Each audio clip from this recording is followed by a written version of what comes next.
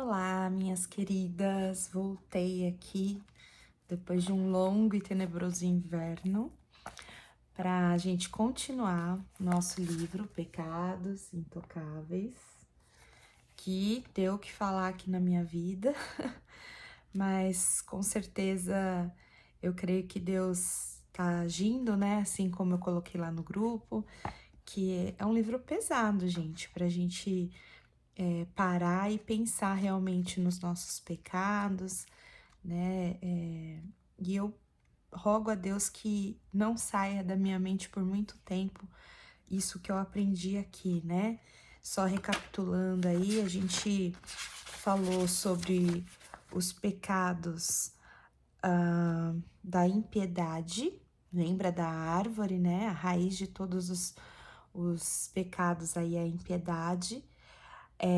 Aí como o grande tronco dessa árvore, a gente tem o orgulho, e depois nós começamos a falar sobre os galhos, né, dessa árvore do mal aí. Falamos sobre ansiedade, frustração, ingratidão, insatisfação, egoísmo, descontrole, impaciência e irritabilidade, ira, ervas daninhas da ira, e hoje nós vamos falar sobre mania de julgar. Vou ver se eu consigo gravar aí pelo menos mais um ou dois, que a gente tá pertinho de acabar. Tem o mania de julgar, tem inveja, ciúme e pecados afins, pecados da língua e mundanismo, tá? Então vamos ver se eu consigo aí terminar, mas graças a Deus já estou bem, né? Até saiu aqui uma manchinha aqui, uma herpes na minha boca, ando meio estressada esses dias, né? Andei meio estressada e aí o corpo sente, né? Foi até uma das coisas que a gente falou na sala. Quando a gente passa por momentos de estresse, de preocupação, de ansiedade, né? Nós fomos bem enfáticos em falar e eu continuo afirmando que é pecado. E aí o que que acontece? O nosso corpo sente, né? A gente tem reflexos, né? Todos os pecados, na verdade, né? E eu até falei que, em última instância, o pecado ele causa em nós muitos problemas físicos, né? É por causa do pecado, inclusive, que a gente morre, né? De doenças e tudo mais. Então, mas graças a Deus já tô bem, né? Quando sai assim, a gente fica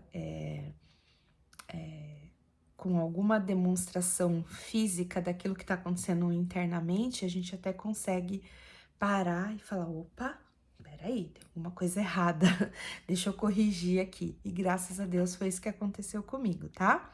Mas vamos continuar, porque na próxima semana, né, nesse domingo agora, eu já tenho outra, a gente já entrou em outro assunto e eu quero terminar esse aqui antes de começar com vocês o nosso outro assunto que é pesado também.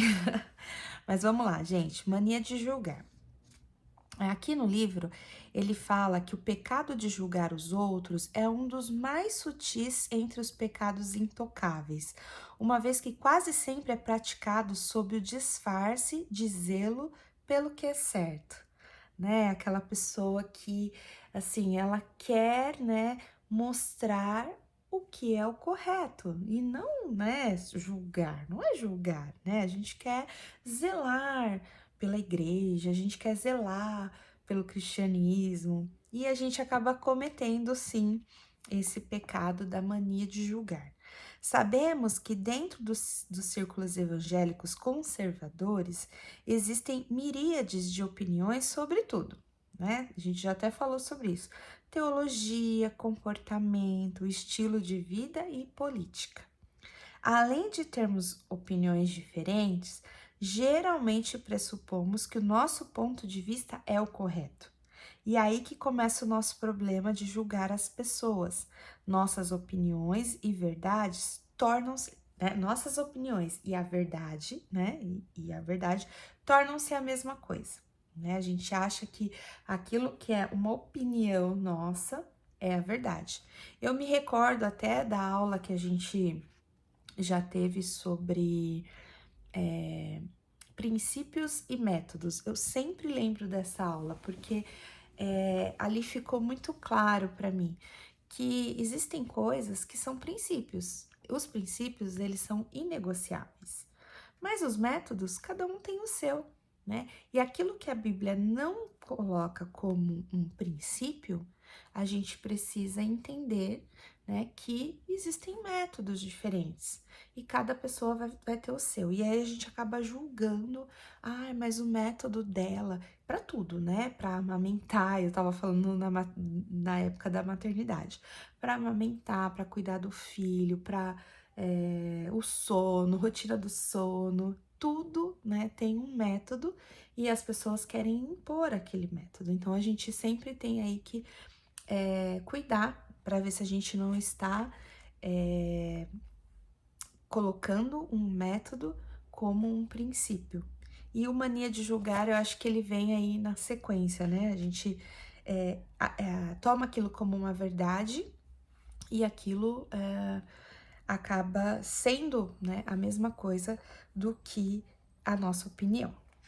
Bom, aí aqui no livro, ele dá alguns exemplos, né? Quais são os exemplos que a gente tem de problemas que podem ser divergentes dentro da igreja, né?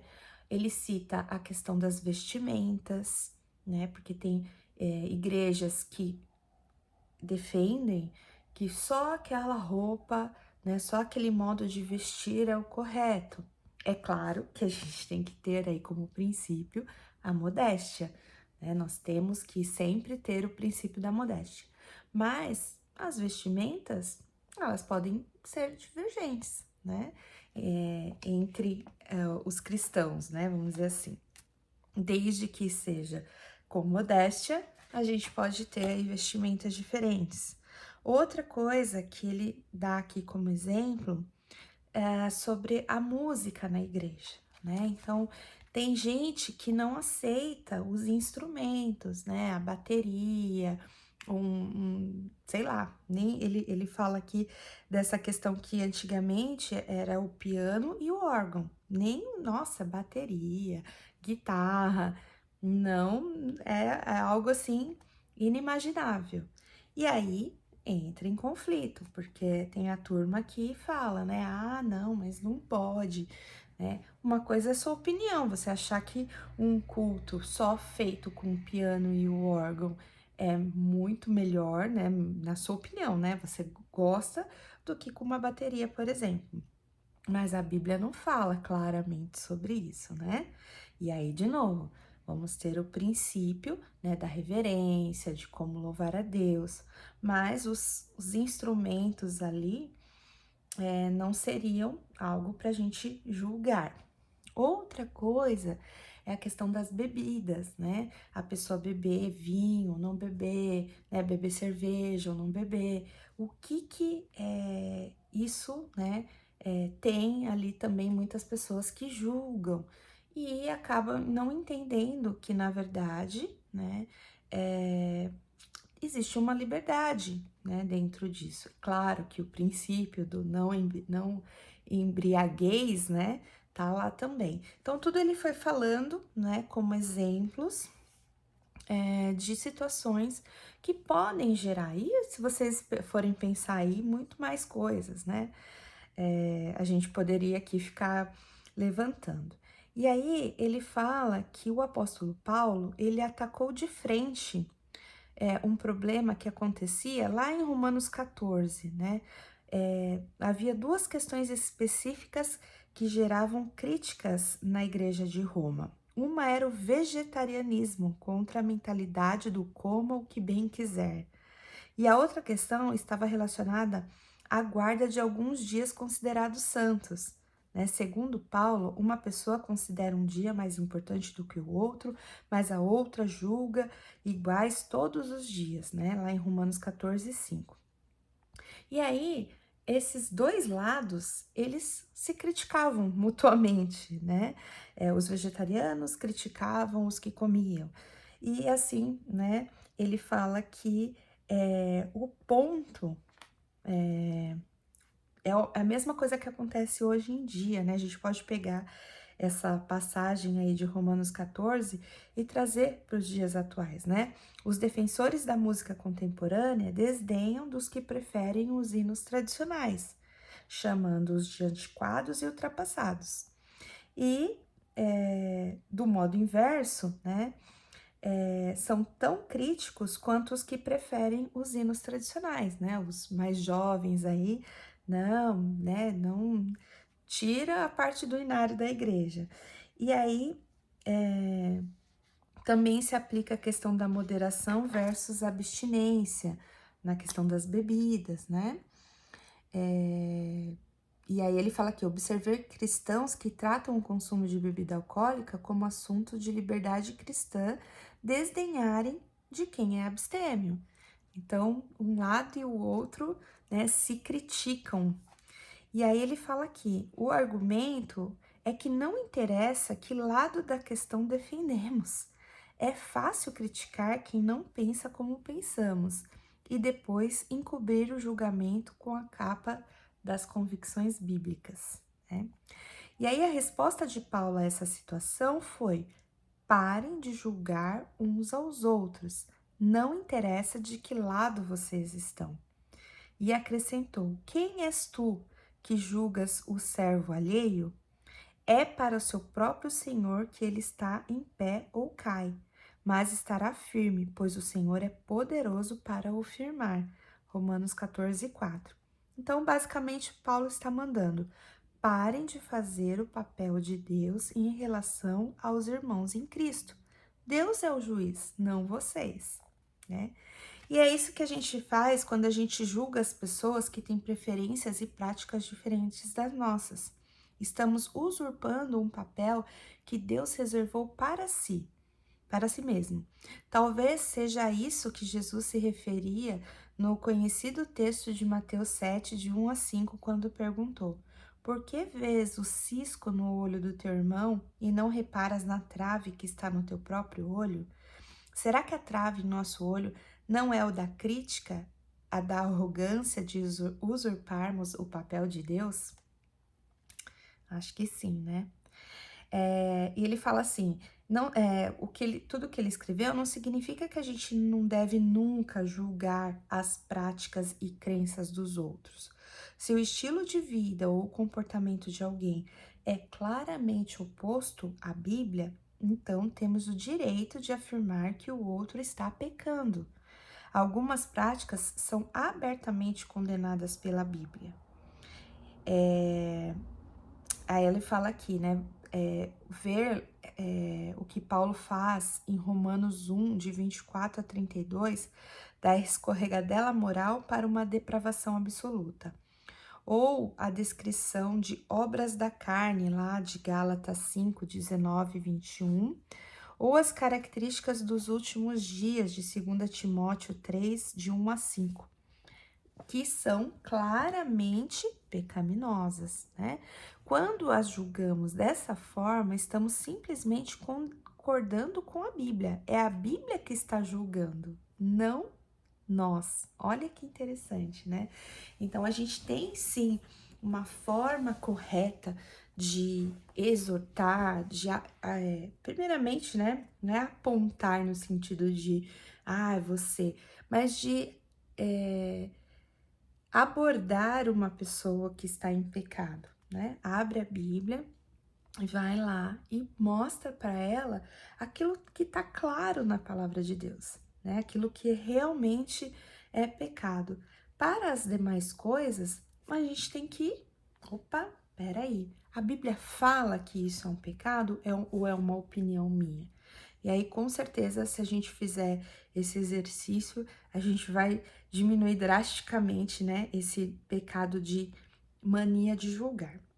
Apesar disso, talvez pequemos, mesmo julgando de acordo com a Bíblia. Então, quer dizer, até julgando de acordo com a Bíblia aberta e falando, a gente ainda pode errar, né?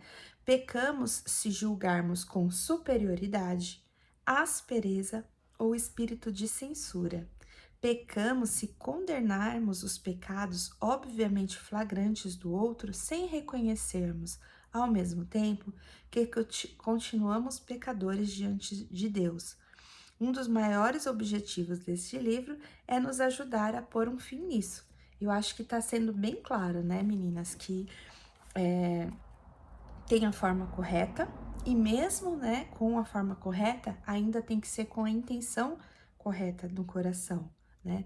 Não julgar com superioridade, aspereza de espírito e aspereza ou espírito de censura. Muito legal. Aí ele fala da questão da crítica doutrinária, que a gente até tinha falado no outro pecado, né? Aquele orgulho da doutrina correta, tal. E esse é um pecado que nós podemos cair, né? Porque a gente entende que a nossa doutrina, ela né, uma doutrina bíblica, nós estamos numa igreja declaradamente, né, bíblica, que estuda a Bíblia e tudo mais.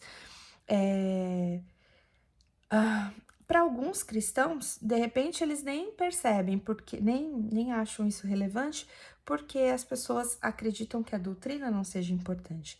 Mas para quem acredita que a doutrina é importante, né, isso acaba sendo um problema, né, quando a pessoa entende e realmente é importante.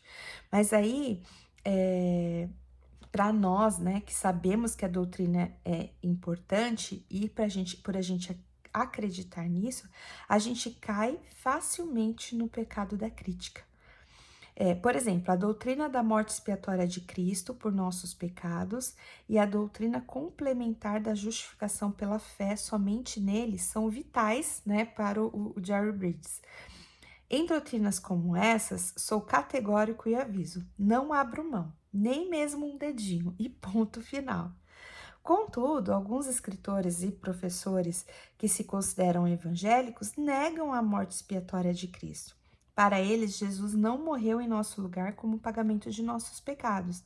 Ele aceitou a cruz simplesmente como um exemplo para seguirmos diante do sofrimento. Outros subestimam a morte de Jesus na cruz e afirmam que não devemos nos concentrar na cruz de Cristo, mas em sua vida e seguir o seu exemplo. Sempre que o tema do meu ensino ou palestra me permitir, discordarei desse pessoal e acho que estou certo em agir assim. Contudo, confesso que algumas vezes caio no pecado da crítica. Discordo tanto do que estão ensinando que chego a dizer que estão com o diabo no corpo. E acho que não sou o único culpado desse pecado. Já observei isso acontecer em outros grupos de nossa comunidade evangélica. Por acreditarmos tanto na importância da sã doutrina, acabamos nos tornando super críticos das pessoas de quem discordamos. Devemos expressar as nossas divergências, sem contudo destruir a reputação do semelhante. Meu Deus. É verdade, gente. Então, esses dias eu até tenho pensado, porque tem coisas que eu estou bem convicta, né? E uma delas é em relação à psicologia, né? Principalmente no que fala sobre crianças com esse tal de TOD, essas doenças modernas aí. Quem estiver vendo esse vídeo e for da psicologia, eu realmente tenho muitas críticas, tá? Para fazer a respeito disso. E aí, eu tô assim, bem determinada em falar isso para quem eu puder, né? Conversando com uma amiga na igreja, eu falei para ela: não concordo, né? Estou convicta de que existe aí muita sabedoria humana, né? Entre aspas. A ciência está querendo falar coisas que a Bíblia se opõe, né, em relação à disciplina de crianças e tudo mais. Então, eu estou, né, vivendo essa fase novamente. Então, eu estou bem convicta. Contudo, né, é como ele fala aqui, eu expresso a minha divergência, mas eu tenho que falar isso sem ofender, né, sem destruir aí a reputação do semelhante ou de quem pensa diferente de mim, né? Eu posso expressar sim minha opinião e falar que eu não concordo, mas eu não posso fazer isso brigando, falando, vocês, né? Vocês não entendem nada, vocês não sabem de nada. Então, é porque eu sei que tem muito estudo, né? Enfim, mas eu, né, sou aquela mãe anos 80, né? Que eu sempre falo, né? Tem algumas coisas aí que funcionam muito bem. E aí, enfim, é um outro assunto. Mas a gente tem que fazer isso com cuidado, né? Espírito crítico é um ponto aqui. De vez em quando, quase todo mundo cai no pecado do julgamento. Todavia, muitos dentre nós vivem julgando os outros. Essas pessoas têm o que chamo de espírito crítico. Procuram e acham erros em todos e em tudo. Não importa o tema da conversa, pessoa, igreja, evento, qualquer coisa. Acabam falando de modo depreciativo.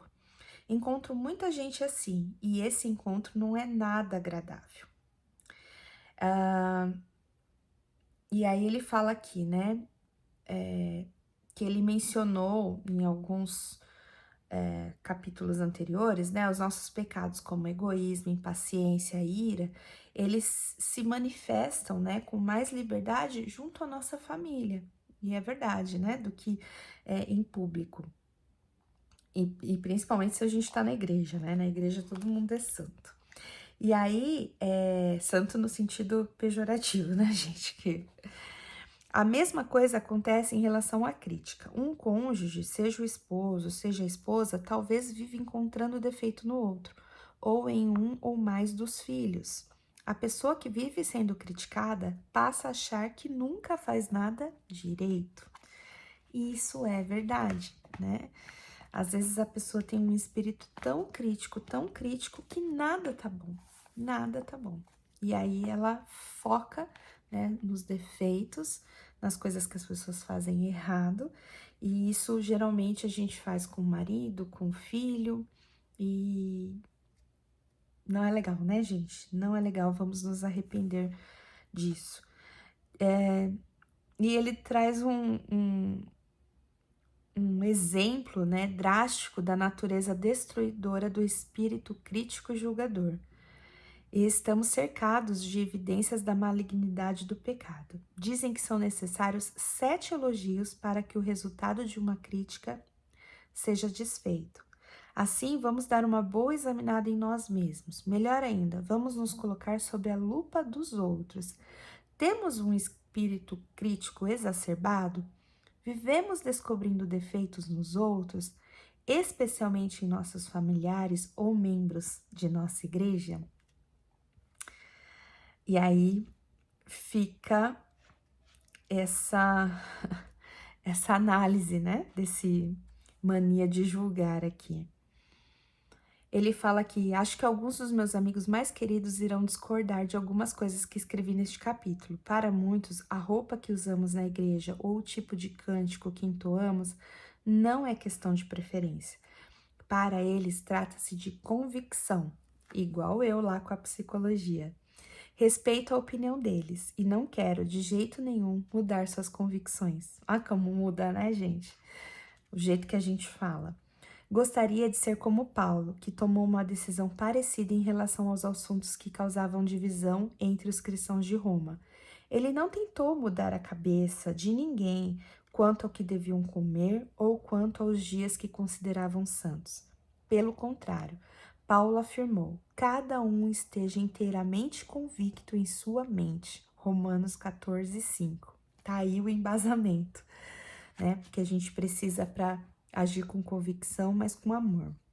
Tal afirmação incomoda muitos de nós. Não gostamos de ambiguidades em questões das práticas bíblicas. É difícil aceitarmos que a opinião de uma pessoa seja diferente da nossa e mesmo assim nós dois somos aceitos por Deus. Mas é isso que Paulo afirma em Romanos 14. E se levarmos Paulo a sério e defendermos nossas convicções em humildade, evitaremos o pecado de viver julgando os outros. Amei, amei, e é isso mesmo. Nossa, eu nem orei hoje, mas vou orar agora. Vou orar agora pra gente, né? Deus com certeza sabe que a gente precisa se arrepender, né? E quer que nos arrependamos. E daqui pra frente, né, comecemos a analisar mais esse pecadinho aqui, quase que sutil, de julgar as pessoas, né, julgar os outros. Vamos orar? Pai Santo, em nome de Jesus, eu te louvo, Senhor, e te agradeço, porque mais um capítulo desse livro, Senhor Deus, foi estudado, foi lido, e com certeza o Espírito Santo falará aos nossos corações para que enxerguemos, Senhor Deus, o quão críticas nós temos sido, o quanto temos julgado as pessoas, Senhor Deus, a partir das nossas opiniões e não a partir daquilo que a palavra de Deus fala, que nós temos, ó Pai, condições de analisar se algo é pecaminoso ou não e a maneira correta de abordar isso com o outro irmão, Senhor.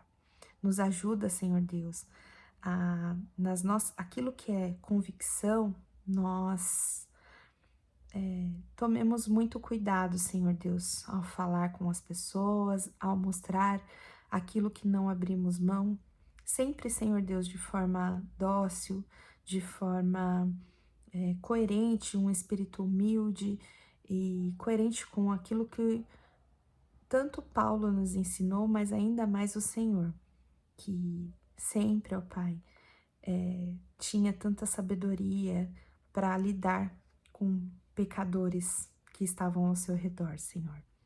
Nos abençoa, nos ilumina, Senhor. Eu te agradeço por cada irmã que vai ver esse vídeo, Senhor, que vai assistir, que vai entender e vai praticar, Senhor Deus, a tua palavra. Muito obrigada por tudo, em nome de Jesus. Amém. Amém, queridas. Ficou meio longo, mas tá bom. Um beijo, fiquem com Deus.